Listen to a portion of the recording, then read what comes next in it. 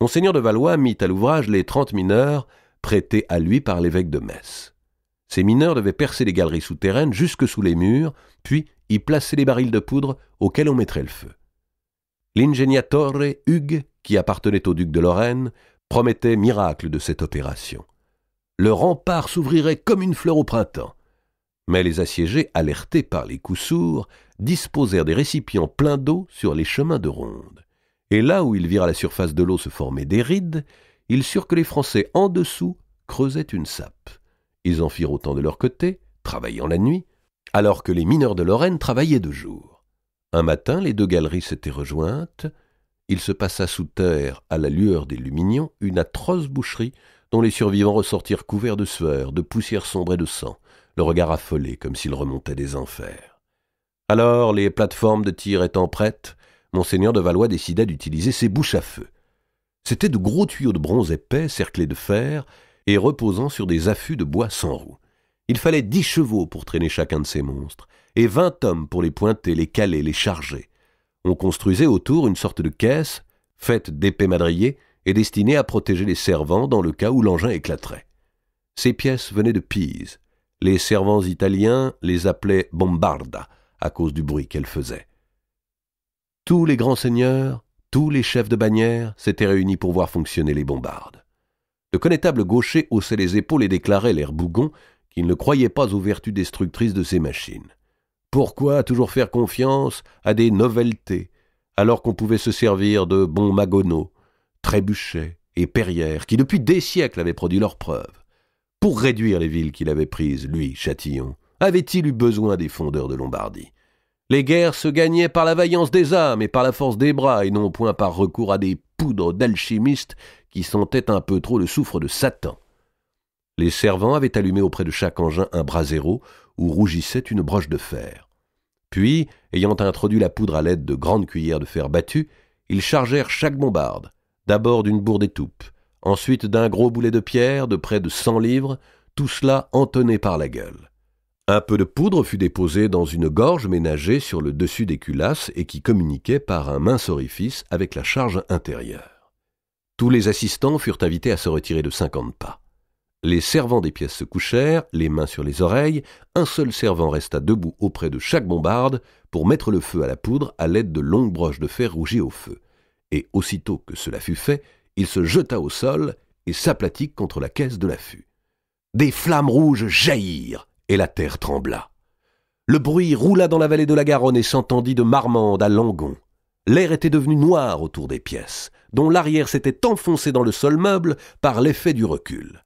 Le connétable toussait, crachait et jurait. Quand la poussière fut un peu dissipée, on vit qu'un des boulets était tombé chez les Français. Une toiture dans la ville semblait éventrée. « Beaucoup de fracas pour peu de dégâts, dit le connétable. Avec de vieilles balistes à pois et à fronde, tous les boulets seraient arrivés au but sans qu'on soit assez tout fait pour autant. » Or, à l'intérieur de l'aréole, personne n'avait compris tout d'abord pourquoi, du toit de maître Delpuche, notaire, une grande cascade de tuiles était soudain tombée dans la rue. On ne comprenait pas non plus d'où venait ce coup de tonnerre, parti dans un ciel sans nuages et que les oreilles perçurent un instant après. Puis, maître Delpuche surgit de chez lui en hurlant parce qu'un gros boulet de pierre venait de choir dans sa cuisine. Alors la population courut au rempart pour constater qu'il n'y avait dans le camp français aucune de ces hautes machines qui formaient l'équipement habituel des sièges. À la deuxième salve, on fut forcé d'admettre que bruit et projectiles sortaient de ces longs tubes couchés dans la colline, et que surmontait un panache de fumée. Chacun fut saisi d'effroi, et les femmes refluèrent vers les églises pour y prier contre cette invention du démon. Le premier coup de canon des guerres d'Occident venait d'être tiré. Le 22 septembre au matin, le comte de Kent fut prié de recevoir messire Raymond de l'Abisson, Jean de Mirail, Humbert Esclot, les frères Doat et Barsan de Pin, le notaire Hélier de Malena, tous les 6 jurats de l'aréole, ainsi que plusieurs bourgeois qui les accompagnaient. Les jurats présentèrent au lieutenant du roi d'Angleterre de longues doléances, et sur un ton qui s'écartait de la soumission et du respect. La ville était sans vivres, sans eau et sans toit. On voyait le fond des citernes, on balayait le sol des greniers. Et la population n'en pouvait plus de cette pluie de boulets, de quart d'heure en quart d'heur, depuis plus de 3 semaines. L'Hôtel-Dieu regorgeait de malades et de blessés. On entassait dans les cryptes des églises les corps des gens tués dans les rues, des enfants écrasés dans leurs lits. Les cloches de l'église Saint-Pierre s'étaient effondrées dans un vacarme de fin du monde, ce qui prouvait bien que Dieu ne protégeait pas la cause anglaise. En outre, il devenait urgent de vendanger, au moins dans les vignobles que les Français n'avaient pas ravagés, et l'on n'allait pas laisser pourrir sur cep la récolte. La population, encouragée par les propriétaires et négociants, s'apprêtait à se soulever et à se battre avec les soldats du sénéchal, si de besoin, pour obtenir la reddition. Tandis que les jurats parlaient, un boulet siffla dans l'air et l'on entendit un écroulement de charpente. Le lévrier du comte de Kent se mit à hurler. Son maître le fit taire d'un mouvement de lassitude excédé. Depuis plusieurs jours déjà, Edmond de Kent savait qu'il aurait à se rendre. Il s'obstinait à la résistance sans aucun motif raisonnable. Ses maigres troupes, déprimées par le siège, étaient hors d'état de soutenir un assaut. Tenter une nouvelle sortie contre un adversaire maintenant solidement retranché n'était qu'une folie. Et voici que les habitants de l'Aréole menaçaient de se révolter. Kent se tourna vers le sénéchal Basset. « Les renforts de Bordeaux, messire Ralph, y croyez-vous encore ?» demanda-t-il. Le sénéchal ne croyait plus à rien. Au bout de ses forces, il n'hésitait pas à accuser le roi Édouard et ses Despenser d'avoir laissé les défenseurs de l'Aréole dans un abandon qui ressemblait assez à une trahison. Les sires de Bergerac, de Budos et de Montpezat ne montraient pas de plus joyeuses mines. Personne ne se souciait de mourir pour un roi qui témoignait si peu de soin à ses meilleurs serviteurs. La fidélité était par trop mal payée. « Avez-vous une bannière blanche, messire sénéchal ?» dit le comte de Kent. « Alors faites-la hisser au sommet du château. » Quelques minutes plus tard, les bombardes se turent, et sur le camp français tomba ce grand silence surpris qui accueille les événements longtemps espérés. Des parlementaires sortirent de l'Aréole et furent conduits à la tente du maréchal de Trie, lequel leur communiqua les conditions générales de la reddition. La ville serait livrée naturellement, mais également le comte de Kent devrait signer et proclamer la remise de tout le duché entre les mains du lieutenant du roi de France. Il n'y aurait ni pillage ni prisonniers, mais seulement des otages et une indemnité de guerre à fixer. En outre, le comte de Valois priait le comte de Kent à dîner. Un grand festin fut apprêté dans le trèfle de toile brodé des lys de France, où monseigneur Charles vivait depuis près d'un mois. Le comte de Kent arriva sous ses plus belles armes, mais pâle, et s'efforçant de contenir sous un masque de dignité son humiliation et son désespoir. Il était escorté du sénéchal Basset et de plusieurs seigneurs gascons. Les deux lieutenants royaux, le vainqueur et le vaincu, se parlèrent avec quelque froideur, s'appelant néanmoins « Monseigneur mon neveu »,« Monseigneur mon oncle », ainsi que gens entre qui la guerre ne rompt point les liens de famille. À table, Monseigneur de Valois fit asseoir le comte de Kent en face de lui. Les chevaliers gascons commencèrent de s'empiffrer comme s'ils n'en avaient point eu l'occasion depuis des semaines. On s'efforçait à la courtoisie et de complimenter l'adversaire sur sa vaillance. Le comte de Kent fut félicité de sa sortie fougueuse qui avait coûté un maréchal aux Français. Kent répondit en marquant beaucoup de considération à son oncle pour ses dispositifs de siège et l'emploi de l'artillerie à feu. « Entendez-vous, messires connétables, et vous tous, mes seigneurs, s'écria Valois, ce que déclare mon noble neveu, que sans nos bombardes à boulets, la ville aurait pu tenir 4 mois, qu'on en garde souvenir. » Par-dessus les plats, les coupes et les brocs, Kent et Mortimer s'observaient. Aussitôt le banquet achevé, les principaux chefs s'enfermèrent pour la rédaction de l'acte de trêve, dont les articles étaient nombreux. Kent, à vrai dire, était prêt à céder sur tout, sauf sur certaines formules qui contestaient la légitimité des pouvoirs du roi d'Angleterre et sur l'inscription des sires Basset et Montpezat en tête de la liste des otages. Car ces derniers, ayant séquestré et pendu des officiers du roi de France, leur sort n'eût été que trop certain. Or, Valois exigeait qu'on lui remît le sénéchal et le responsable de la révolte de Saint-Sardos. Lord Mortimer participait aux négociations. Il suggéra d'avoir un entretien particulier avec le comte de Kent. Le connétable gaucher s'y déclara opposé. On ne laissait pas discuter d'une trêve par un transfuge du camp adverse. Mais Robert d'Artois et Charles de Valois faisaient confiance à Mortimer. Les deux Anglais s'isolèrent donc dans un coin du trèfle. « Avez-vous grande inclination, my lord, à vous en retourner sitôt en Angleterre ?» demanda Mortimer. Kent ne répondit pas.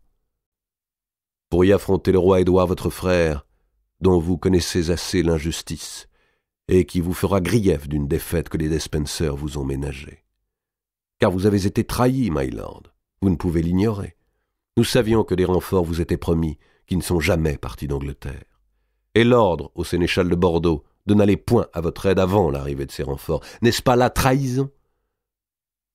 Ne vous surprenez pas de me voir si bien informé, je n'en suis redevable qu'au banquier Lombard. Mais vous êtes-vous demandé la cause d'une si félonne négligence à votre endroit? N'en voyez-vous pas le but? Kent se taisait toujours, la tête un peu inclinée, et contemplait ses doigts. Vainqueur ici, vous deveniez redoutable pour les Despenser, my lord, reprit Mortimer, et preniez trop d'importance dans le royaume. Ils ont bien préféré vous faire subir le discrédit d'une reddition, fût-ce au prix de l'Aquitaine, dont peu se soucient des hommes attentifs seulement à voler l'une après l'autre les baronnies des Marches. Comprenez-vous qu'il m'ait fallu, voici 3 ans, me rebeller pour l'Angleterre contre son roi, ou pour le roi contre lui-même? Qui vous assure qu'aussitôt rentré, vous ne serez pas à votre tour accusé de forfaiture et jeté en geôle? Vous êtes jeune encore, my lord, et ne connaissez point ce dont ces mauvaises gens sont capables. Kent repoussa ses rouleaux blonds derrière ses oreilles et répondit enfin « Je commence, my lord, à le connaître à mes dépens. » Vous répugnerait-il de vous offrir pour premier otage, sous la garantie bien sûr que vous aurez traitement de prince, à présent que l'Aquitaine est perdue, et à jamais, je le crains. Ce qu'il nous faut sauver, c'est le royaume lui-même, et c'est d'ici que nous le pouvons mieux faire. Le jeune homme leva vers Mortimer un regard surpris. « Voici 2 heures, dit-il, j'étais encore lieutenant du roi mon frère, et déjà vous m'invitez à entrer en révolte. » Sans qu'il y paraisse, my lord, sans qu'il y paraisse. Les grandes actions se décident en peu de temps. Combien m'en accordez-vous? Il n'en est besoin, my lord, puisque vous avez déjà décidé. Ce ne fut pas un mince succès pour Roger Mortimer, lorsque le jeune comte Edmond de Kent, revenant s'asseoir à la table de la trêve, annonça qu'il s'offrait pour premier otage. Mortimer, se penchant vers son épaule, lui dit « À présent, il nous faut œuvrer pour sauver votre belle-sœur et cousine, la reine. Elle mérite notre amour, et nous peut être du plus grand appui. »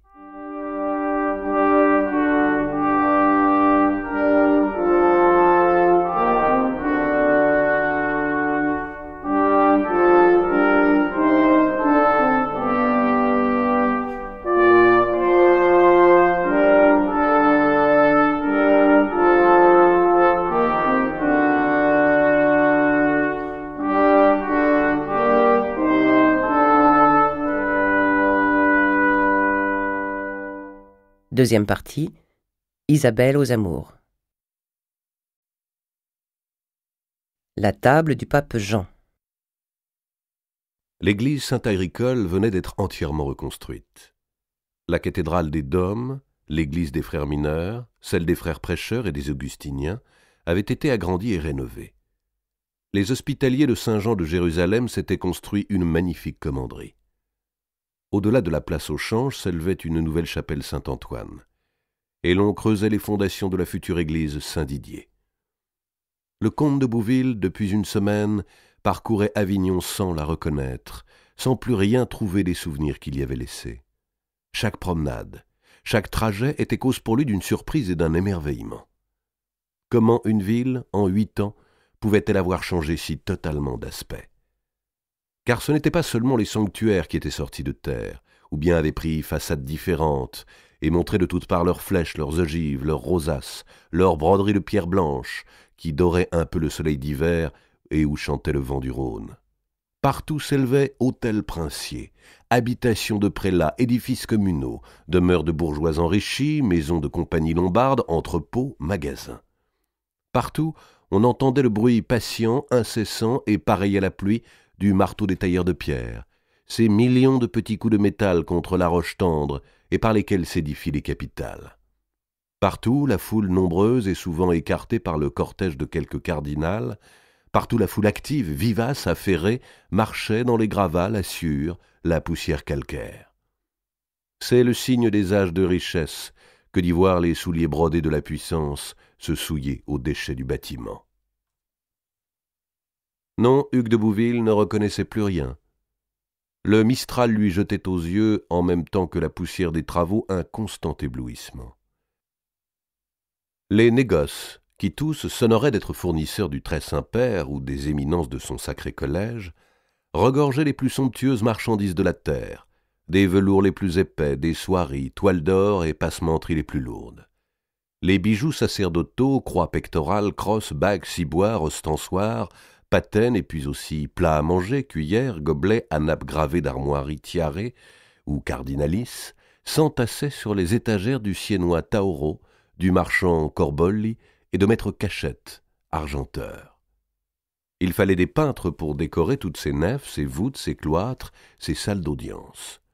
Les trois Pierres, Pierre du Puy, Pierre de Carmelaire et Pierre Gaudrac, aidés de leurs nombreux élèves, étendaient l'or, l'azur, le carmin, et traçaient les figures du zodiaque autour des scènes des deux testaments. Il fallait des sculpteurs. Maître Macciolo de Spolète taillait dans le rouvre et le noyer les effigies des saints qu'il peignait ensuite ou recouvrait d'or.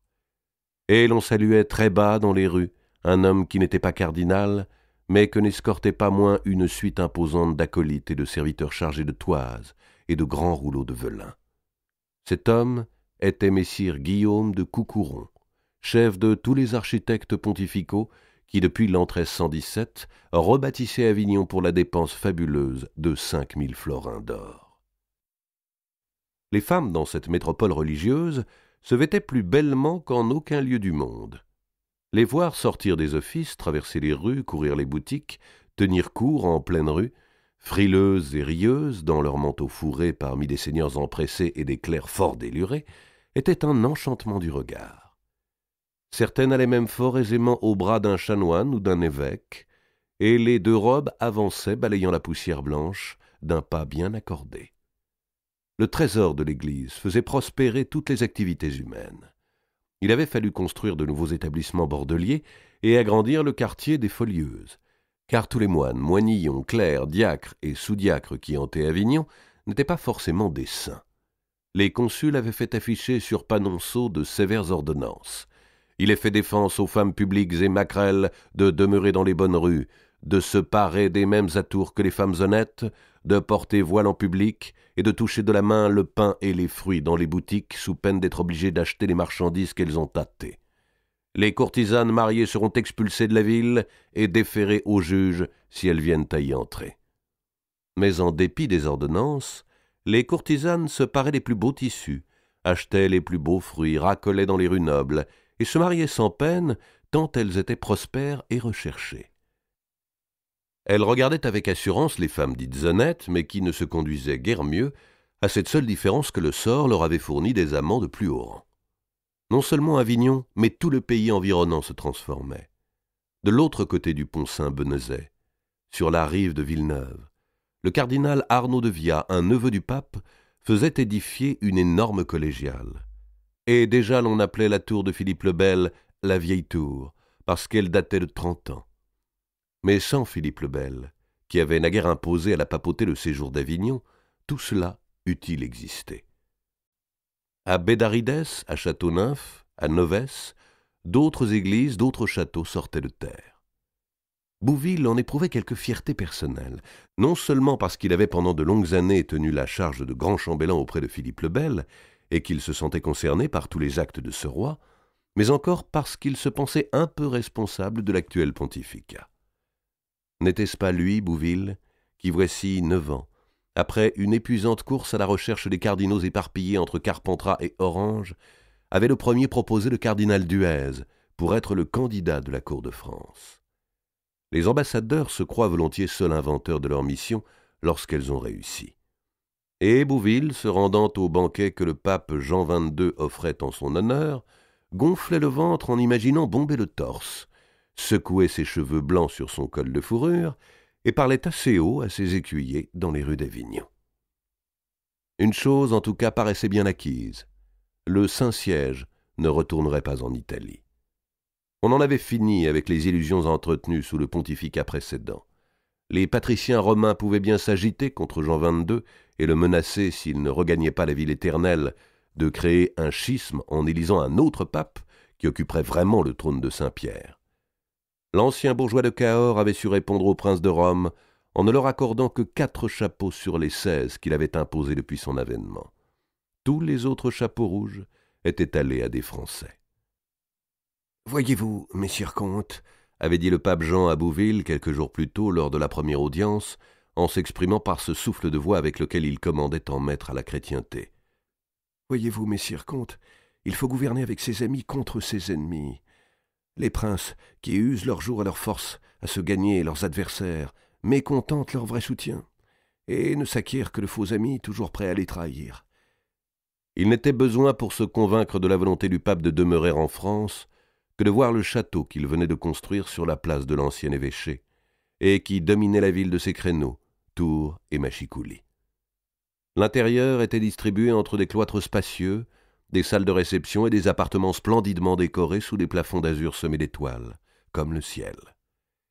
Il y avait 2 huissiers de la première porte, 2 huissiers de la seconde, 5 pour la troisième et 14 huissiers encore pour les autres portes. Le maréchal du palais commandait à 40 courriers et à 63 sergents d'armes. Tout ceci ne représente pas un établissement provisoire, se disait Bouville, en suivant le maréchal venu l'attendre en personne à la porte du palais et qui le guidait à travers les salles. Et pour savoir avec qui le pape Jean avait choisi de gouverner, il suffit à Bouville d'entendre nommer les dignitaires qui venaient de prendre place dans la salle des festins tendus de tapisserie de soie, à la longue table étincelante de vaisselle d'or et d'argent. Le cardinal archevêque d'Avignon, Arnaud de Via, était fils d'une sœur du pape. Le cardinal chancelier de l'Église romaine, c'est-à-dire le premier ministre du monde chrétien, homme assez large et solide, bien assis dans sa pourpre, était Gosselin d'Huez, fils de Pierre d'Huez, le propre frère du pape que le roi Philippe V avait anobli. Neveu du pape encore, le cardinal Raymond Leroux. Un autre neveu, Pierre de Vichy, gérait la maison pontificale, mandatait les dépenses, dirigeait les 2 panetiers, les 4 sommeliers, les maîtres de l'écurie et de la maréchalerie, les 6 chambriers, les 30 chapelains, les 16 confesseurs pour les pèlerins de passage, les sonneurs de cloches, les balayeurs, les porteurs d'eau, les lavandières, les archiatres apothicaires et barbiers. Le moindre des neveux ici attablés n'était certes pas le cardinal Bertrand du Pouget, légat itinérant pour l'Italie, et dont on chuchotait, mais qui donc ici ne chuchotait pas, qu'il était un fils naturel qu'aurait eu Jacques d'Huez, autant qu'il n'avait pas encore, à 40 ans passés, quitté son Quercy natal. Tous les parents du pape Jean, jusqu'aux cousins issus de Germain, logeaient en son palais et partageaient ses repas. 2 d'entre eux habitaient même dans l'entresol secret, sous la salle à manger. Tous étaient pourvus d'emploi, celui-là parmi les 100 chevaliers nobles, celui-ci comme dispensateur des aumônes, cet autre comme maître de la chambre apostolique, qui administrait tous les bénéfices ecclésiastiques, anates, décimes, subsides, caricatifs, droits de dépouille et taxes de sacrée pénitencerie. Plus de 400 personnes formaient cette cour, dont la dépense annuelle dépassait 4000 florins. Quand, 8 ans plus tôt, le conclave de Lyon avait porté au trône de Saint-Pierre un vieillard épuisé, diaphane, dont on attendait, dont on espérait même qu'il rendît l'âme la semaine suivante, il ne restait rien dans le trésor papal. En 8 années, ce même petit vieillard, qui avançait ainsi qu'une plume poussée par le vent, avait si bien administré les finances de l'Église, si bien taxé les adultères, les sodomites, les incestueux, les voleurs, les criminels, les mauvais prêtres et les évêques coupables de violence, vendu si cher les abbayes, fait contrôler si justement les ressources et biens ecclésiastiques qu'il s'était assuré les plus gros revenus du monde et possédait les moyens de rebâtir une ville. Il pouvait largement nourrir sa famille et régner par elle. Il n'était chiche ni de dons aux pauvres, ni de présents aux riches, offrant à ses visiteurs joyaux et saintes médailles d'or, dont l'approvisionnait son fournisseur habituel, le juif Boncoeur.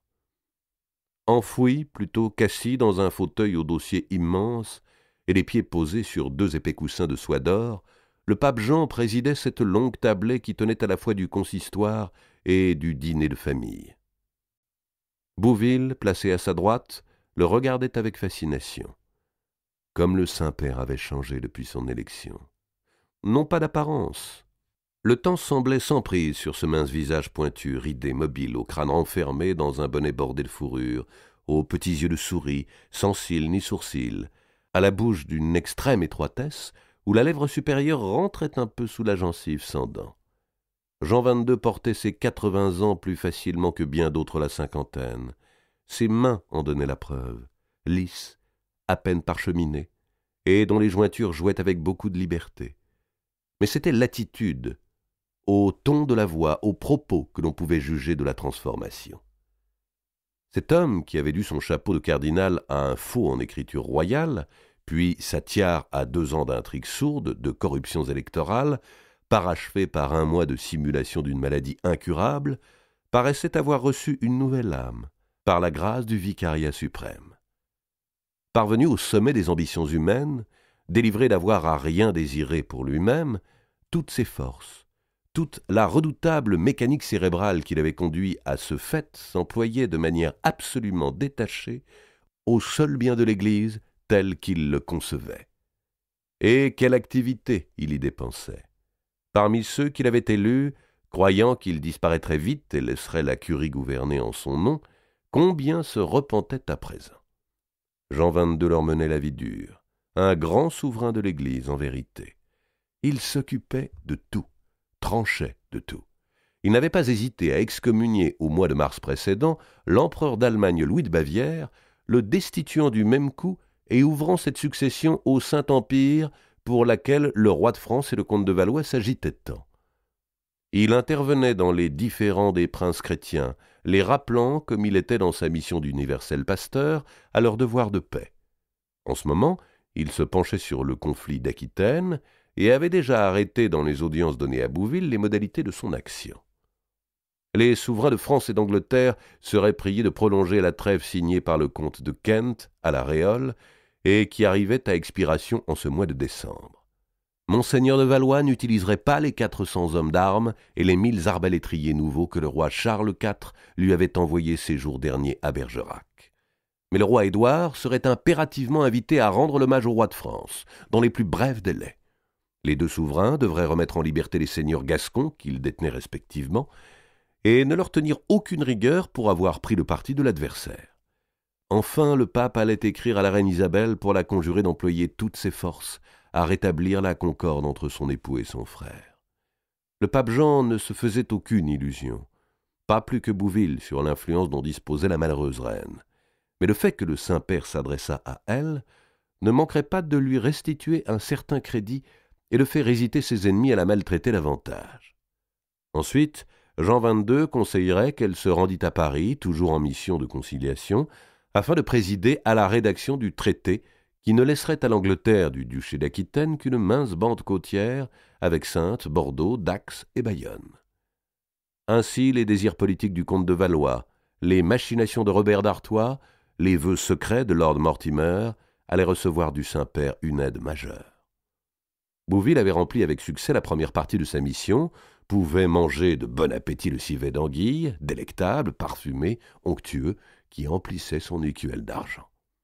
« Les anguilles nous viennent de l'étang des Martigues, » fit remarquer à Bouville le pape Jean. « Les appréciez-vous » Le gros Bouville, la bouche pleine, ne put répondre que d'un regard émerveillé. La cuisine pontificale était somptueuse, et même les menus du vendredi y constituaient un régal rare. Thon frais, morue de Norvège, lamproies et esturgeons accommodés de 20 manières et nappés de 20 sauces, se suivaient en procession sur des plats rutilants. Le vin d'Arbois coulait comme de l'or dans les timbales. Les crus de Bourgogne, du Lot et du Rhône accompagnaient les fromages. Le Saint-Père, pour sa part, se contentait de grignoter du bout des gencives une cuillerée de pâté le brochet et de sucer un gobelet de lait. Il s'était mis en tête que le pape ne devait prendre que des aliments blancs. Bouville avait à traiter d'un deuxième problème et non moins délicat pour le compte de Monseigneur de Valois. Un ambassadeur se doit d'aborder de biais les questions épineuses. Aussi Bouville crut parler fin en disant « Très Saint-Père, la cour de France a suivi avec beaucoup d'attention le concile de Valladolid, qui fut tenu voici 2 ans par votre légat, et où il a été ordonné que les clercs eussent à quitter leurs concubines. » Sous peine, s'il ne le faisait, enchaîna le pape Jean de sa petite voix rapide et étouffée, d'être privés dans les 2 mois de la tierce partie des fruits de leurs bénéfices, et 2 mois après d'un autre tiers, et encore après 2 mois d'être privés de tout. En vérité, messire comte, l'homme est pécheur, même s'il est prêtre, et nous savons bien que nous n'arriverons pas à supprimer tout péché, mais au moins, pour ceux qui s'y entêteront, cela emplira nos coffres, qui servent à faire le bien, et beaucoup aussi éviteront de rendre public leur scandale. Et ainsi les évêques cesseront, comme ils ont coutume de le faire, d'assister en personne au baptême et au mariage de leurs enfants illégitimes. » Ayant dit cela, Bouville brusquement rougit. Était-ce bien habile de parler d'enfants illégitimes justement devant le cardinal du Puget? Un faux pas. Mais personne ne semblait y avoir pris garde. Bouville se hâta donc de poursuivre. « Mais d'où vient, très Saint-Père, qu'une punition plus forte ait été décrétée contre les prêtres dont les concubines ne sont pas chrétiennes? »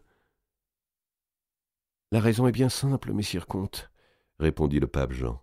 « Le décret vise justement l'Espagne, qui compte quantité de morts, où nos clercs recrutent bien facilement des compagnes que rien ne gêne à forniquer avec la tonsure. » Il se tourna légèrement dans son grand siège, et un très bref sourire passa sur ses lèvres étroites. Il avait vu la direction où l'ambassadeur du roi de France cherchait à tirer l'entretien.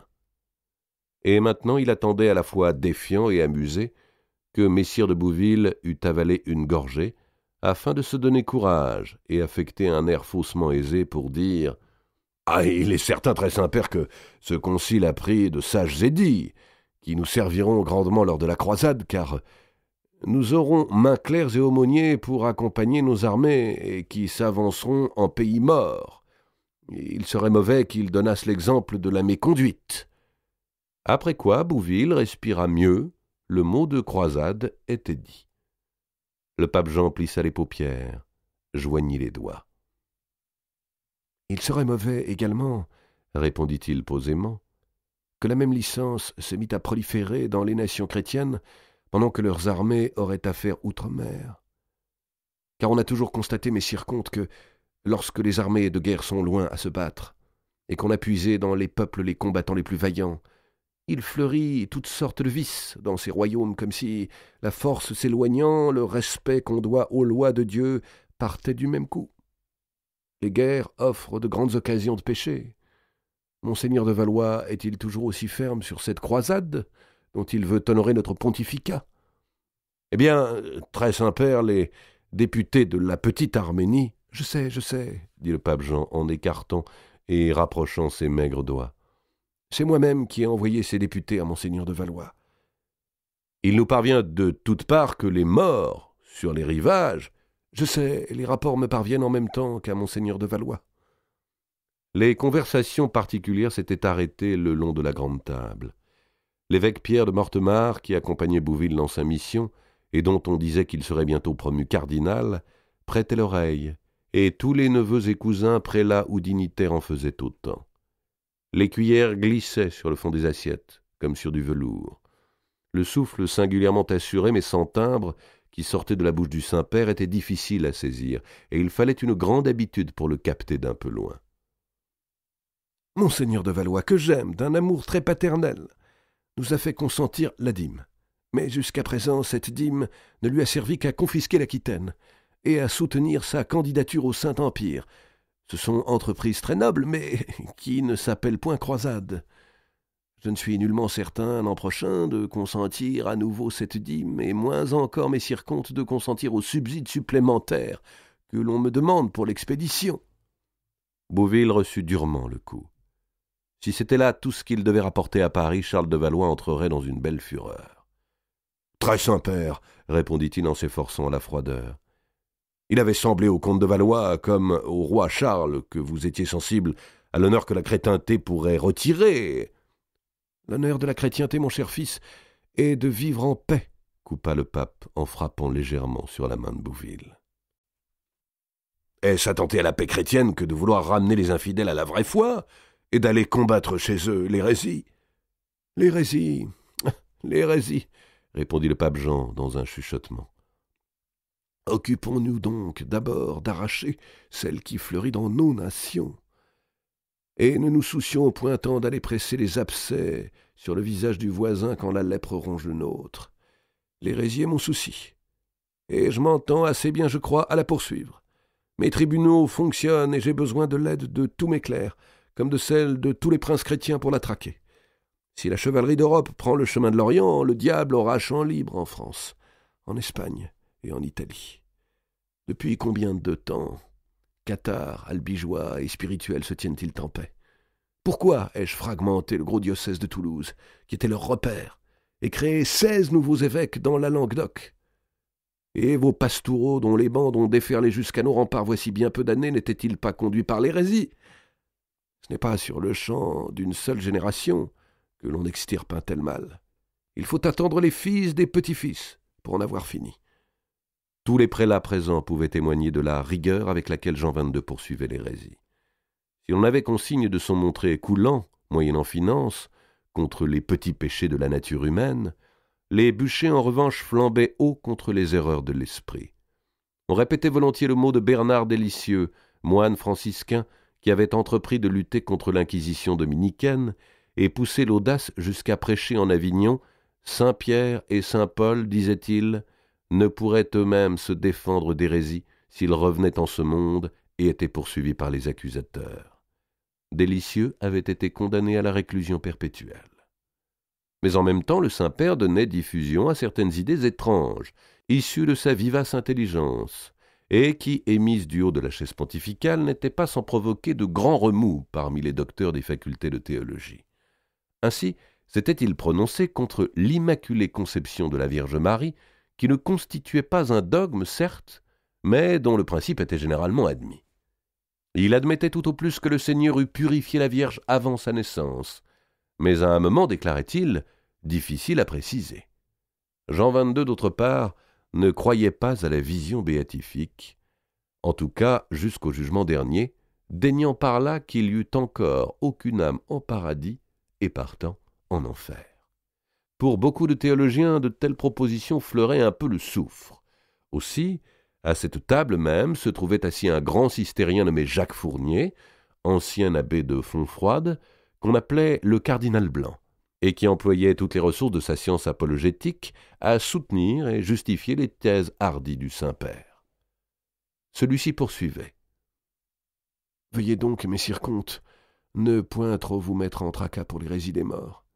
Faisons garder nos causes contre leurs navires, mais laissons-les au jugement du Seigneur Tout-Puissant dont ils sont après tout les créatures, et qui avait bien sans doute quelques intentions sur eux. Qui de nous peut affirmer ce qu'il advient des âmes qui n'ont pas encore été touchées par la grâce de la révélation? Elles vont en enfer, je pense, dit naïvement Bouville. L'enfer, ouf, l'enfer, souffla le pape frêle en haussant les épaules. Ne parlez donc point de ce que vous ignorez. Et ne me comptez point non plus, nous sommes trop vieux amis, messire de Bouville, que c'est pour faire le salut des infidèles que monseigneur de Valois demande à mon trésor 1200 000 livres de subside. D'ailleurs, le comte de Valois, je le sais, n'a plus aussi grand désir de sa croisade. À vrai dire, très Saint-Père, dit Bouville en hésitant un peu, sans être informé comme vous l'êtes, il me paraît toutefois... Oh, le mauvais ambassadeur, pensa le pape Jean, si j'étais à sa place. Mais je me ferais croire à moi-même que Valois a déjà réuni sa bannière, et je ne me tiendrais point quitte à moins de 300 000 livres. Il laissa Bouville suffisamment s'empêtrer. « Vous direz à monseigneur de Valois, déclara-t-il enfin, que nous renonçons à la croisade. Et comme je sais monseigneur un fils très respectueux des décisions de la Sainte Église, je suis sûr qu'il s'inclinera. » Bouville se sentait fort malheureux. Certes, tout le monde était prêt à abandonner le projet de la croisade, mais pas comme cela, en 2 phrases, et sans contrepartie. « Je ne doute pas, très Saint-Père, répondit Bouville, que monseigneur de Valois ne vous obéisse, mais il a déjà engagé, outre l'autorité de sa personne, de grandes dépenses. Combien faut-il à monseigneur de Valois pour ne pas trop souffrir d'avoir engagé son autorité personnelle? Très Saint-Père, je ne sais, dit Bouville rougissant. Monseigneur de Valois ne m'a pas chargé de répondre à telle question. Mais si, je le connais assez pour savoir qu'il l'avait prévu. Combien? Il a déjà beaucoup avancé aux chevaliers de ses propres fiefs afin d'équiper leurs bannières. Combien? Il s'est préoccupé de cette nouvelle artillerie à poudre. Combien, Bouville? Il a passé grosse commande d'armes, de toutes sortes. Je ne suis pas homme de guerre. Je vous demande seulement de me dire la somme par laquelle monseigneur de Valois se tiendrait pour dédommager. Il souriait de mettre son interlocuteur au grill. Et Bouville lui-même ne put s'empêcher de sourire à voir toutes ces grosses ruses percées comme une écumoire. Allons, il lui fallait le prononcer, ce chiffre. Il prit une voix aussi chuchotante que celle du pape pour murmurer « 100 000 livres ». Jean XXII hocha la tête et dit « Ah, c'est l'exigence habituelle du comte Charles.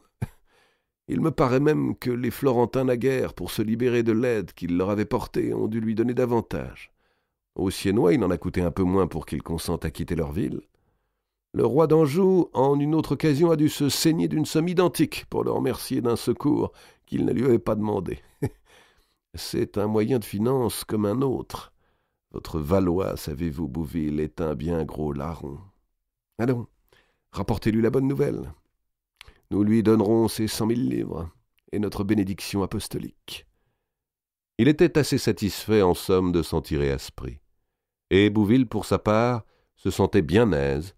Sa mission se trouvait accomplie. Discuter avec le souverain pontife comme avec quelques négociants lombards lui eût été vraiment pénible.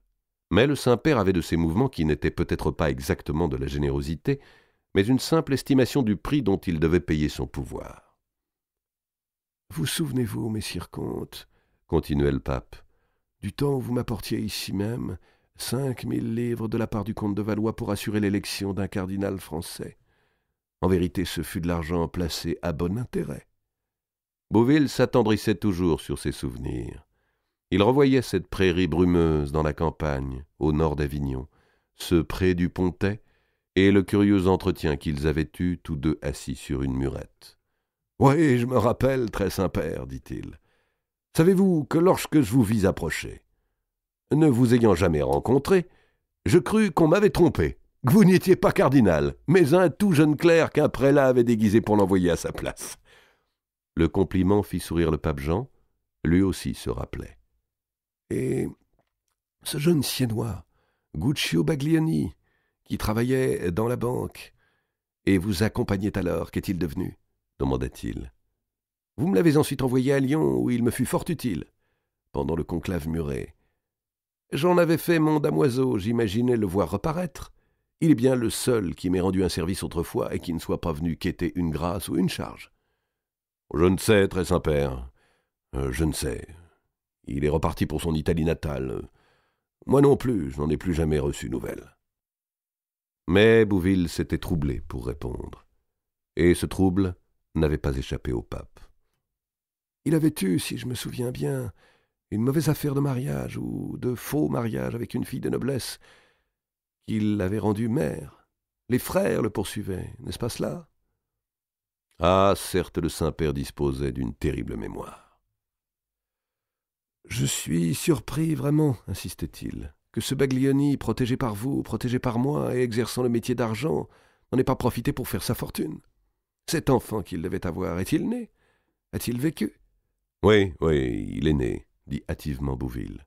« Il vit quelque part en campagne, auprès de sa mère. » Il montrait de plus en plus de gêne. « On m'a dit, qui donc m'a dit, poursuivit le pape, que cette même demoiselle, ou dame, avait été nourrice du petit roi posthume, qui vint à madame Clémence de Hongrie pendant la régence du comte de Poitiers. Est-ce bien cela? » « Oui, très Saint-Père, je crois que c'est elle. » Un frémissement passa dans les 1000 rides qui grillageaient le visage du pape. « Comment vous croyez bien? N'étiez-vous pas curateur au ventre de madame Clémence? Et au plus près d'elle, quand le malheur de perdre son fils lui survint? Vous deviez bien savoir qui était la nourrice. » Bouville se sentit devenir pourpre. Il aurait dû se méfier quand le Saint-Père avait prononcé le nom de Guccio Baglioni, et se dire qu'une intention se cachait derrière ce souvenir.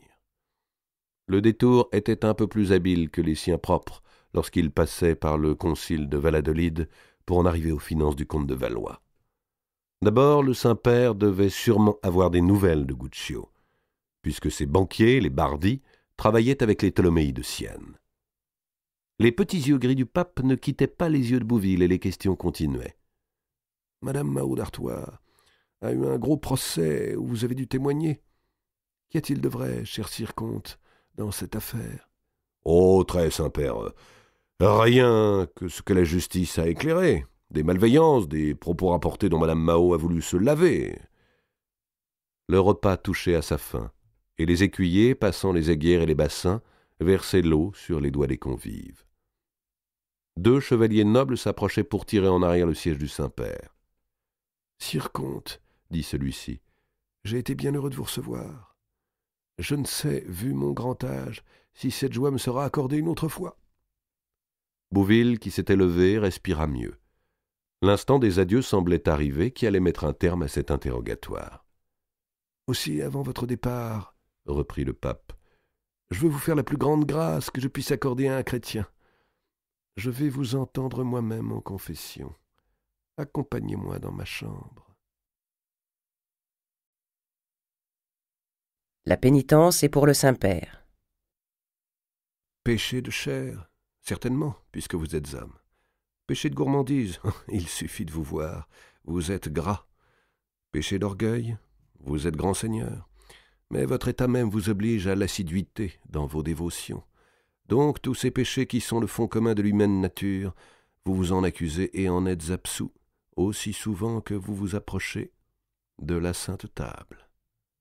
Étrange confession où le premier vicaire de l'Église romaine prononçait tout ensemble les questions et les réponses. Sa voix feutrée était parfois couverte par des cris d'oiseaux, car le pape avait dans sa chambre un perroquet enchaîné et, voltant sous une grande cage, des perruches, des serins et de ces petits oiseaux des îles rouges qu'on appelle cardinaux. Le sol de la pièce dallé de carreaux peints disparaissait en partie sous des tapis d'Espagne. Les murs et les sièges étaient tendus de verre, et les courtines du lit, les rideaux des fenêtres également faits de lin vert. Sur cette couleur de forêt, les oiseaux vivants mettaient des taches colorées, comme des fleurs. Un angle formait salle de bain, avec une baignoire de marbre. Dans la garde-robe, attenante à la chambre, manteaux blancs, camail grenat et ornements sacerdotaux emplissaient de vastes penderies. Le gros Bouville, en entrant, avait eu un mouvement pour s'agenouiller, mais le Saint-Père très simplement l'avait fait asseoir auprès de lui dans un des fauteuils verts. On ne pouvait en vérité traiter un pénitent avec plus d'égard.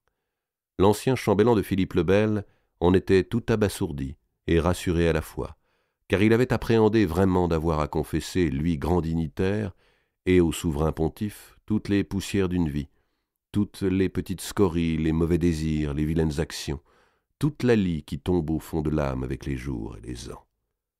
Or, ces péchés-là, le Saint-Père semblait les tenir pour broutilles, ou tout au moins pour être du ressort du plus humble prêtre. Mais Bouville n'avait pas remarqué en sortant de table le regard échangé entre les cardinaux Gosselin de Hèze, Dupouget et le cardinal Blanc. Ceux-là connaissaient bien cette ruse habituelle du pape Jean. La confession post-prandiale dont il se servait pour s'entretenir vraiment seul à seul avec un interlocuteur important et qui lui permettait d'être éclairé sur bien des secrets d'État. Qui pouvait résister à cette offre abrupte, aussi flatteuse que terrifiante? Tout s'unissait pour amollir les consciences, à la fois la surprise, la crainte religieuse et une digestion commençante. « L'essentiel pour un homme, reprit le pape, est d'avoir bien rempli l'état particulier où Dieu l'a placé dans ce monde. Et c'est en ce domaine que les fautes lui sont comptées le plus sévèrement. Vous avez été mon fils chambellan d'un roi, et chargé sous 3 autres des plus hautes missions. Avez-vous toujours été bien exact en l'accomplissement de ces devoirs? Je pense, mon père, très Saint-Père, veux-je dire, m'être acquitté de mes tâches avec zèle, l'avoir été autant que je l'ai pu loyal serviteur de mes suzerains. Il s'interrompit brusquement, se rendant compte qu'il n'était pas là pour prononcer son propre éloge. Il se reprit, et changeant de ton, « Je dois m'accuser d'avoir échoué en certaines missions que j'aurais pu mener à bien. Voilà, très Saint-Père. Je n'ai pas toujours eu l'esprit assez délié et me suis parfois aperçu trop tard d'erreurs que j'avais commises. Ce n'est pas un péché que d'avoir quelque retard dans la cervelle. Cela nous peut venir à tous, et c'est justement le contraire de l'esprit de malice. Mais avez-vous commis en vos missions ou, à la suite d'elles, des fautes graves telles que faux témoignage, homicide? » Bouville secoua la tête, de droite à gauche, d'un mouvement de dénégation. Mais les petits yeux gris, sans cils ni sourcils, tout brillants et lumineux dans le visage ridé, restaient fixement attachés sur lui. « Êtes-vous bien certain? Voici l'occasion, mon cher fils, de parfaitement vous purifier l'âme. Faux témoignage, jamais ?» demanda le pape. Bouville à nouveau se sentit mal à l'aise. Que Que signifiait cette insistance? Le perroquet eut un cri rauque sur son perchoir, et Bouville sursauta. « Une chose, à vrai dire, très Saint-Père, m'alourdit l'âme. Mais je ne sais si c'est vraiment un péché, ni quel nom de péché lui donner. Je n'ai pas commis l'homicide moi-même, je vous en assure, mais une fois, je n'ai pas su l'empêcher. Et ensuite, j'ai dû porter faux témoignage, mais je ne pouvais agir autrement. »« Contez-moi donc cela, messire comte, dit le pape. Ce fut son tour de se reprendre. « Confessez-moi ce secret qui tant vous pèse, mon cher fils. »« Certes, il me pèse, dit Bouville, et plus encore depuis la mort de ma bonne épouse Marguerite, avec qui je le partageais. Et souvent, je me répète que si je viens à mourir sans en avoir fait personne dépositaire... » Des larmes brusquement lui étaient venues. « Comment n'ai-je pas songé plus tôt, très Saint-Père, à vous le confesser? Je vous le disais, j'ai la cervelle souvent lente. Ce fut après la mort du roi Louis X, l'aîné fils de mon maître Philippe le Bel. » Bouville regarda le pape et se sentit comme déjà soulagé. Enfin, il allait pouvoir se décharger l'âme de ce fardeau qu'il portait depuis 8 années. Le pire moment de sa vie, à coup sûr, et dont le remords le poignait sans trêve. Que n'était-il pas venu plus tôt avouer tout cela au pape? À présent, Bouville parlait aisément. Il racontait comment, ayant été nommé curateur au ventre de la reine Clémence, après le trépas de Louis Hutin, il avait, lui, Bouville, craint que la comtesse Mao d'Artois ne fît une criminelle entreprise, et contre la reine et contre l'enfant qu'elle portait alors. En ce temps-là, monseigneur Philippe de Poitiers, frère du roi décédé, réclamait la régence contre le comte de Valois et contre le duc de Bourgogne. À ce souvenir, Jean XXII leva un instant les yeux vers les poutres peintes du plafond, et une expression songeuse passa sur son étroit visage. Il revit le matin de 1316 où lui-même, à Lyon, était venu annoncer à Philippe de Poitiers la mort de son frère Louis X, ayant appris la nouvelle justement de ce petit Lombard Baglioni. Donc, Bouville craignait un crime de la part de la comtesse d'Artois. Un nouveau crime, car on disait beaucoup qu'elle était l'auteur du trépas de Louis Hutin par enherbement. Elle avait les meilleures raisons de le haïr, car il venait de lui confisquer son comté. Mais elle avait toute bonne raison aussi, Louis disparu, de souhaiter que le comte de Poitiers, son gendre, accédât au trône. Le seul obstacle à cela était l'enfant que portait la reine, qui naquit et qui fut un mâle. « Infortunée reine Clémence, » dit le pape. Mao d'Artois, choisie comme marraine, devait à ce titre amener le nouveau petit roi au baron lors de la cérémonie de présentation. Bouville était sûr, et madame de Bouville autant que lui, que si la terrible Mao voulait perpétrer un forfait, elle n'hésiterait pas à le faire pendant la présentation, seule occasion pour elle de tenir l'enfant. Bouville et sa femme avaient donc décidé de cacher l'enfant royal pendant ces heures-là, et de remettre à sa place dans les bras de Mao le fils d'une nourrice qui n'avait que quelques jours de plus. Sous les langes d'apparat, personne ne pourrait s'apercevoir de la substitution, puisque nul n'avait encore vu l'enfant de la reine Clémence, et pas même celle-ci, atteinte de grande fièvre et presque mourante. « Et puis, en effet, très Saint-Père, dit Bouville, l'enfant que j'avais remis à la comtesse Mao et qui se portait à merveille lors d'avant, mourut en quelques instants devant tous les barons. C'est cette petite créature innocente que j'ai livrée au trépas. Et le crime s'accomplit si vite, et j'étais si troublé que je n'ai pas songé à crier aussitôt « Cet enfant n'est pas le roi !» Et après, ce fut trop tard. Comment expliquer? Le pape, un peu penché en avant et les mains jointes sur sa robe, ne perdait pas un mot du récit. « Alors l'autre enfant, le petit roi, qu'est-il devenu, Bouville? Qu'en avez-vous fait? » « Il existe, très Saint-Père, il vit. Nous l'avons, ma défunte femme et moi, confié à la nourrice. Oh, avec bien de la peine, car la malheureuse nous haïssait, vous le pensez bien, et gémissait de douleur.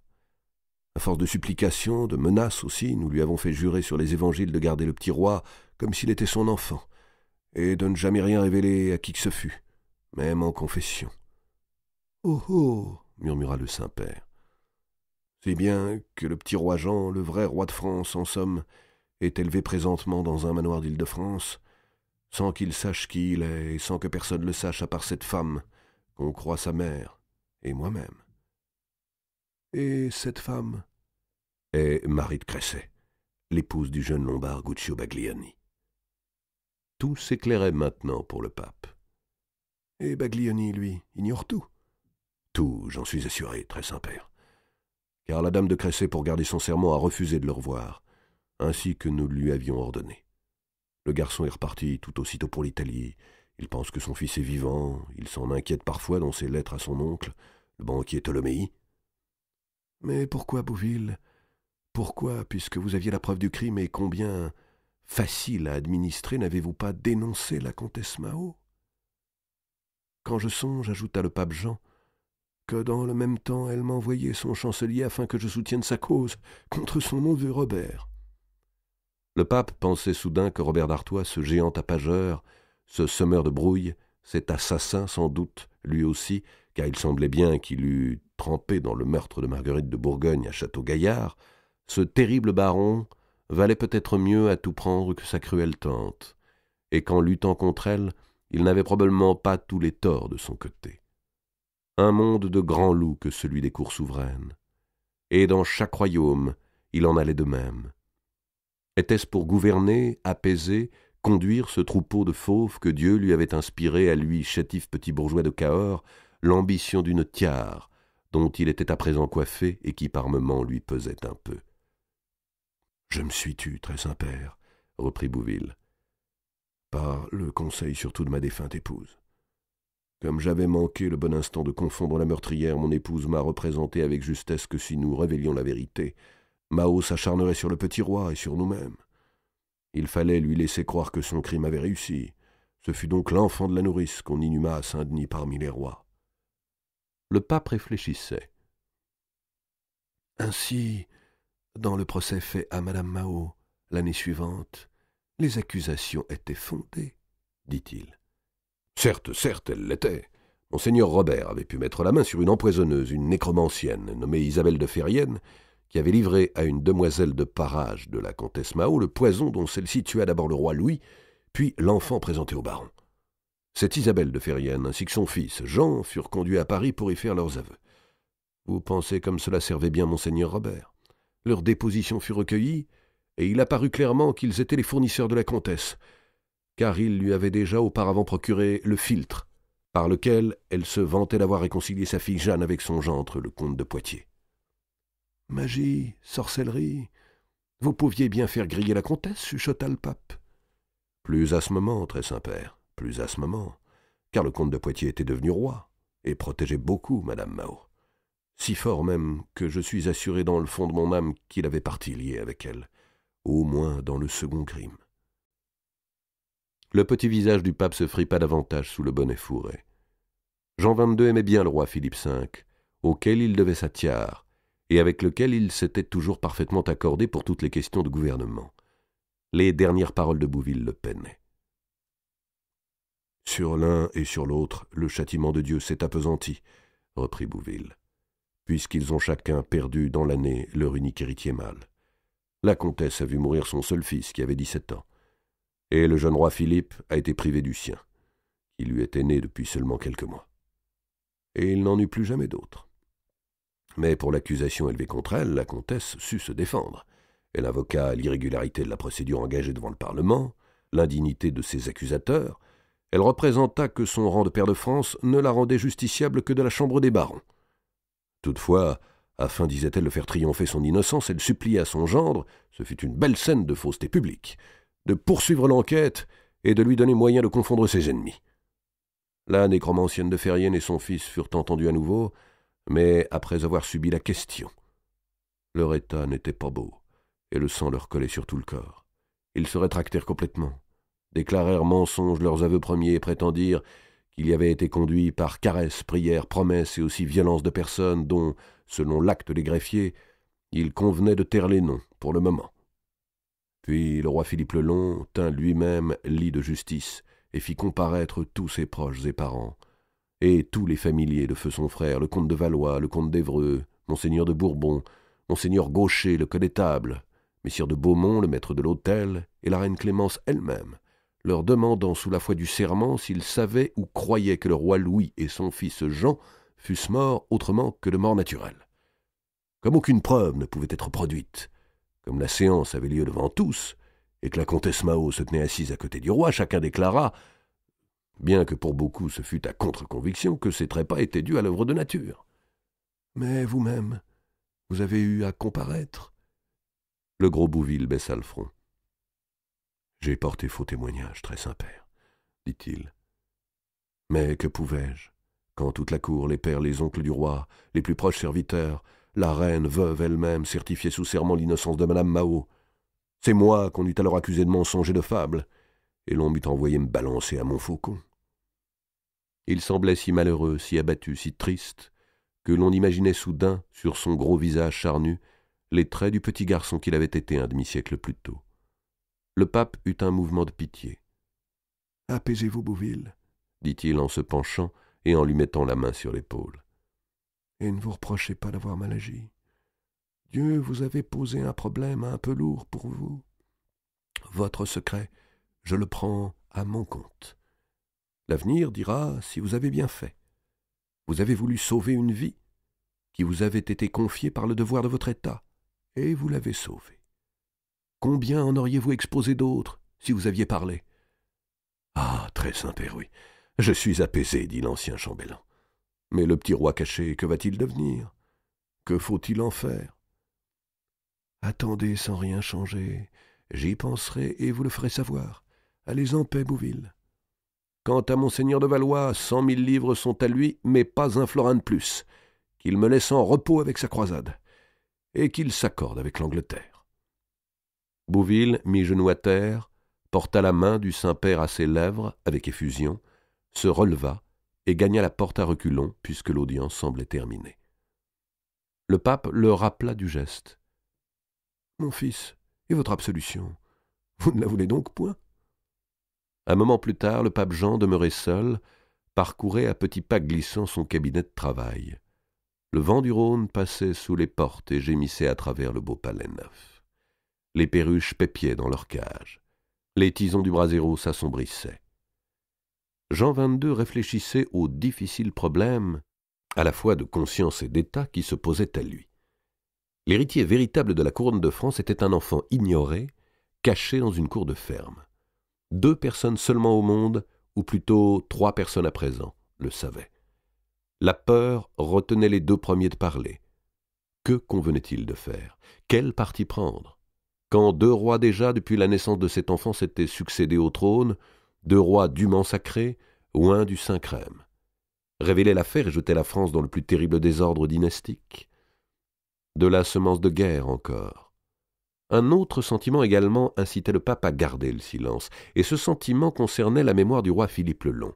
Oui, Jean XXII l'avait bien aimé, ce jeune homme, et l'avait aidé de toutes les façons possibles.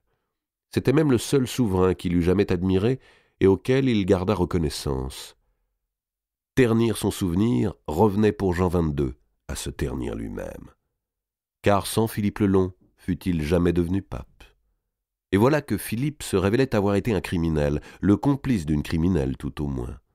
Mais était-ce au pape Jean, était-ce à Jacques Duès de jeter la première pierre, lui qui devait à de si grosses fourberies et sa pourpre et sa tiare? Et s'il lui avait été absolument nécessaire pour assurer son élection de laisser commettre un meurtre? Seigneur, merci de m'avoir épargné pareille tentation. Mais était-ce bien moi qui devais être chargé du soin de vos créatures? Et si la nourrice parle un jour, qu'arrivera-t-il? Peut-on se fier à langue de femme? Il serait bon, Seigneur, que vous m'éclairiez quelquefois. J'ai absous Bouville, mais la pénitence est pour moi. » Il s'était agenouillé sur le coussin vert de son prie-dieu. Il demeura là longtemps, ses mains maigres enserrant son petit front ridé. Le chemin de Paris. Qu'il sonnait clair sous le fer des chevaux le sol des routes françaises. Quelle musique heureuse produisait le crissement du gravier, et l'air qu'on respirait, l'air léger du matin traversé de soleil, quel merveilleux parfum, quelle merveilleuse saveur il possédait. Les bourgeons commençaient à s'ouvrir, et de petites feuilles vertes, tendres et plissées, venaient chercher pour une caresse le front des voyageurs jusqu'au milieu du chemin. L'herbe des talus et des prés d'Île-de-France était moins riche, moins fournie sans doute que l'herbe d'Angleterre, mais pour la reine Isabelle, C'était l'herbe de la liberté, enfin, et de l'espérance. La crinière de la jument blanche ondulait au rythme de la marche. Une litière portée par 2 mules suivait à quelques toises. La reine, trop heureuse, trop impatiente pour rester enfermée dans cette balancelle, avait préféré monter sa Acné. Pour un peu, elle eût galopé dans les herbages. Boulogne, où elle s'était mariée 15 ans auparavant, Montreuil, Abbeville, Beauvais avaient été les haltes de son voyage. Elle venait de passer la nuit précédente à Maubuisson, près de Pontoise, dans le manoir royal où pour la dernière fois elle avait vu son père Philippe le Bel. Sa route était comme un pèlerinage à travers son propre passé. Il lui semblait remonter les étapes de sa vie pour revenir au départ, mais 15 années malheureuses se pouvaient-elles abolir. « Votre frère Charles l'aurait sans doute reprise, disait Robert d'Artois qui cheminait à côté d'elle. Et il nous l'aurait imposée pour reine, tant il continuait de la regretter, tant il montait peu de décision au choix d'une nouvelle épouse. » De qui parlait Robert? Ah oui, de Blanche de Bourgogne. Il en parlait à cause de Maubuisson, où, tout à l'heure, une cavalcade composée d'Henri de Sully, de Jean de Roy, du comte de Kent, de Lord Mortimer, de Robert d'Artois lui-même et de toute une troupe de seigneurs, était venue accueillir la voyageuse. Isabelle avait éprouvé un grand plaisir à se sentir de nouveau traitée en reine. « Je crois que Charles vraiment prenait quelque plaisir secret à se caresser les cornes qu'elle lui avait plantées, » continuait Robert. Par malheur, par bonheur plutôt, la douce Blanche, l'année avant que Charles devint roi, se fit engrosser en sa prison par le geôlier. Le géant chevauchait à gauche du côté du soleil, et monté sur un immense percheron pommelé, il portait de l'ombre sur la reine. Celle-ci poussait sa Acné, s'efforçant de rester dans la lumière. Robert discourait sans trêve, tout à l'enthousiasme de la retrouvaille, et cherchant dès ses premiers lieux à renouer les liens de cousinage et d'une ancienne amitié. Isabelle ne l'avait pas revu depuis 11 ans. Il avait peu changé. La voix était toujours la même, et toujours la même aussi cette odeur de gros mangeur de venaison que son corps dégageait dans l'animation de la marche, et que la brise portait autour de lui par bouffées. Il avait la main rousse et velue jusqu'à l'ongle, le regard méchant même lorsqu'il croyait le faire aimable, la panse dilatée par-dessus sa ceinture, comme s'il eût avalé une cloche. Mais l'assurance de sa parole et de ses gestes était à présent moins feinte et appartenait définitivement à sa nature. La ride qui encadrait la bouche s'était inscrite plus profondément dans la graisse. Et Mao, ma bonne gueuse de tante, a dû se résigner à l'annulation du mariage de sa fille. Oh, non sans se débattre et plaider devant les évêques, mais elle a finalement été confondue. Votre frère Charles, pour une fois, s'obstina, parce qu'il ne pardonnait pas l'affaire du geôlier et de la grossesse. Et quand il s'obstine, ce faible homme, on ne le fait plus démordre. Au procès d'annulation, on n'a pas posé moins de 31 questions aux témoins. On a exhumé de la poussière la dispense accordée par Clément V et qui permettait à Charles d'épouser une de ses parentes, mais sans que le nom en soit spécifié. Or, qui dans nos familles se marie autrement qu'avec une cousine ou une nièce? Alors monseigneur Jean de Marigny, bien habilement, souleva l'empêchement de la parenté spirituelle. Mao était la marraine de Charles. Elle assurait que non, bien sûr, et qu'elle n'avait été au baptême que comme assistante et comme mère. Alors tout le monde a comparu, baron, chambrier, valet clerc, chantre, bourgeois de Creil, où le baptême avait eu lieu, et tous ont répondu qu'elle avait bien tenu l'enfant pour le tendre ensuite à Charles de Valois, et qu'on ne pouvait s'y tromper vu qu'elle était la plus haute femme qui se trouvait en la chapelle et dépassait tout un chacun du chef. Voyez la belle menteuse. Isabelle s'obligeait à écouter, mais en vérité, elle n'était attentive qu'à elle-même et à un contact insolite qui tout à l'heure l'avait émue. Combien cela paraît surprenant aux doigts soudains des cheveux d'homme. La reine leva les yeux vers Roger Mortimer, qui était venu se placer à sa droite, d'un mouvement à la fois autoritaire et naturel, comme s'il avait été son protecteur et son gardien. Elle regardait les boucles drues qui sortaient de son chapeau noir.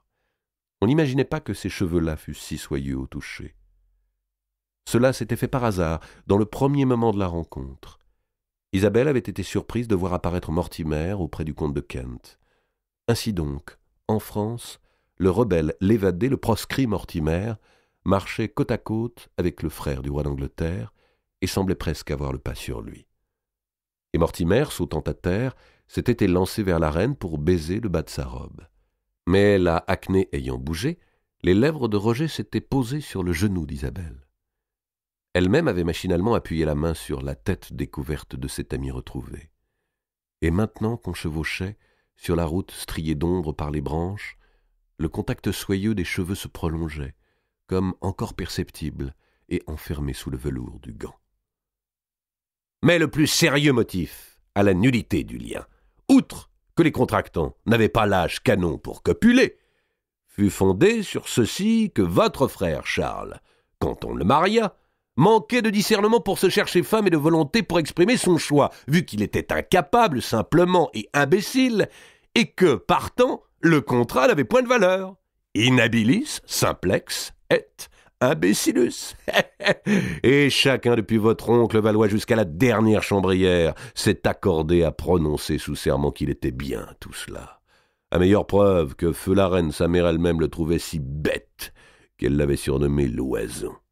Pardonnez, ma cousine, de vous parler ainsi de votre frère, mais enfin, c'est là le roi que nous avons, gentil compagnon au demeurant, et de beaux visages, mais de peu d'allant. Vous comprendrez qu'il faille gouverner à sa place. N'attendez pas d'aide de lui. Ainsi, à la gauche d'Isabelle roulait la voix intarissable de Robert d'Artois, et flottait son parfum de fauve. À droite, la reine sentait le regard de Roger Mortimer posé sur elle, avec une insistance troublante. Elle levait par instants les yeux vers ses prunelles couleur de silex, vers ce visage bien taillé où un sillon profond partageait le menton. Elle était surprise de ne pas se rappeler la cicatrice blanche qui ourlait la lèvre inférieure. « Êtes-vous toujours aussi chaste, ma belle cousine ?» demanda brusquement Robert d'Artois. La reine Isabelle rougit et leva furtivement les yeux vers Roger Mortimer, comme si la question la mettait un peu en faute déjà, et de façon inexplicable à son regard. « J'y ai bien été forcée, » répondit-elle. « Vous souvenez-vous, cousine, de notre entrevue de Londres ?» Elle rougit davantage. Que lui rappelait-il là, et qu'allait penser Mortimer? Un moment d'abandon lors d'un adieu, pas même un baiser, seulement un front qui s'appuie contre une poitrine d'homme et qui cherche un refuge.